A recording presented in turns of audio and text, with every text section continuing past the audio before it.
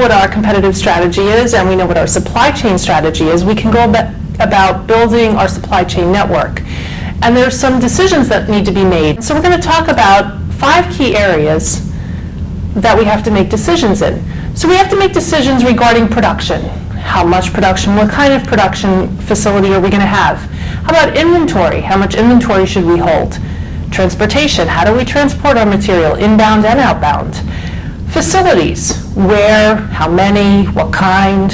And then our suppliers. What do we expect from our suppliers?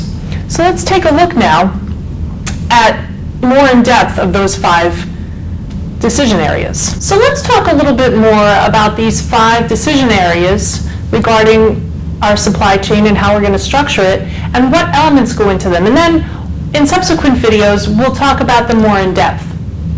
So production. So we need to determine what kind of a facility are we going to be. Do we want to be a just-in-time facility, or do we want to stock lots of material in terms of raw material and finished goods? Do we want to be flexible? Do we want to have the ability to produce different parts from one plant? What kind of automation? Is it going to be fully automated? Are we just going to have an operator that oversees it? Or are we going to have fully manual labor?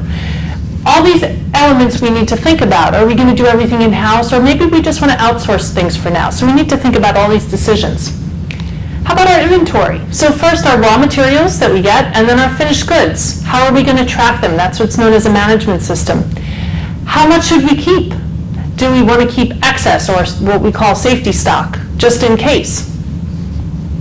How about transportation? What mode? I mean, think about all the different modes of transportation that we could have. Just how are we going to determine, how are we going to get our material first inbound and then outbound? And our facilities. So where should they be located? How many should we have? Maybe we should just have one facility and we should ship worldwide. Or maybe we should have one on every continent. You know, all these decisions need to be made. Our suppliers. Should we source very local products? Or should we just buy the cheapest products from somewhere else? All these decisions, remember, they go back to our supply chain strategy, which goes back to our competitive strategy. All these decisions we need to be making while we structure our supply chain, and they go hand in hand. It's not that you make your transportation decisions and then you can make your facility decisions. Everything is intertwined. So we're going to talk now about these 5 areas and more about the decisions that go into them.